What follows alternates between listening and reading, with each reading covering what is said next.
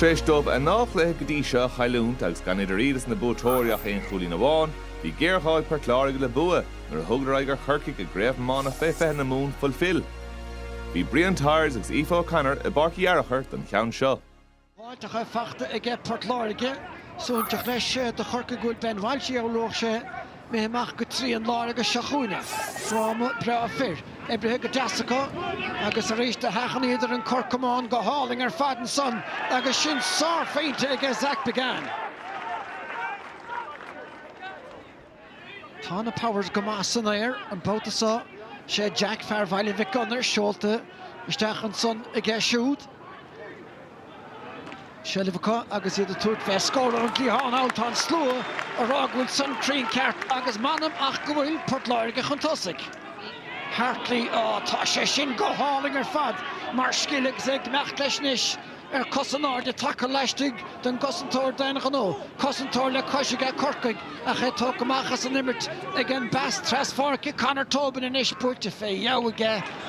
Ach, puirte go crain ceapas go sin ar fórí. Súd a ríistó Portláirige an son ach an bhartíant an mátá ar a súd ar fad ag Johnny Murphy. Fachta ag Barry O'Flynn agus an cóngur chun a chuún. Tá fearrtaimh seo hin seanis agus é sábháilte ag Comerford. Finn O'Brien a fuair an pass ag Barry O'Flynn agus sin sábháilt an sco ag cóchaptaíon Portláirige. Dachar an fearsa stop ach sin ceann lecht go leor ag siúd Comerford a chur bán fé hénig agus tá pianós buailte go láideige ar bhatún chorcaí. Nis freagra tastáil agus a tastáil láireach ó chorcaig. Ceann san buaitisteach a ríist ó lá na páirce an nó agus an bhartíanta ar bheith siúd Hartley ríist. Ach gadaíochtaíanta ag an dáir an son ar i chéile. Stechan sa agus a ríist O'Brien agus a bhfuil an bhartíanta bóta bháin eige de chorcaig James O'Brien. Trasta sa spás ó chábhar dearg go bháin go ceann eile. Conor Tobin atá féin gábhar dearg sa. Slídianta ge go hénig, pasáilta go háling goí Comfort isteach sa bharna gan brúdá líadar agus a féite fachta sár obair i gceist a déisic. Sár obair agus a ríis an fear crín sin David Comerford ag críoch nu ach an obair á dhéanamh ag Conor Tobin chun an seileamh sin aáil agus David Comerford ag déanamh an fearlaí an rithir an gúil an furfa. Leis mar sin, scileannaí as ar fad a ríist ag Johnny Murphy, mar a Jerem bhí sé beagán breote a teach go domgar a bháin san hóna ní gaihan áfa ar an iirecht san mátá sár féinte. Bhuaiteach an son ag lán cholaí ach Beramór Chahal O'Sullivan agus a bhfuil Barry O'Flynn.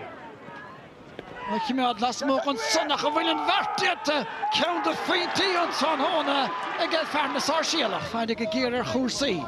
Cé ann a hán teachta bhaile, seachtúmat ledul Johnny Murphy an láimh siad an áirdige an siad a choristeach dar a cína teachtach tá ferma fachtansa ag Finn O'Brien ar siúd. Tá díalan i bharsa, tá corcaig chuireach an tosaigh ag Finn O'Brien. Agus tá an ceann sin tiltte amach ag Finn O'Brien. A bhfuil sin an de Portláirige cluthe eile chailún le pointe. Steach mí a chúil Murphy agus an láimh siad an áirdige, seileamh buailte corcaig Bené Conor Noonan, tá an ceann san chur a Harris an trasnáin, dhá féinte nisan. Agus an é sin an ceann cinúnach a bhríon gá faointeach an barna is Don Sherry ag an buinte seo den cluthe agus cad a tharlóigh leis an bucamach seo. Sin sannaistigh Céirí agus tá an ceann san mithe ar bhfuil an adóg séite go métóir. Duine amach go bhfuil agus tá corcaig takear ag a dán gar a bháin agus tá an cluthe buaiteach.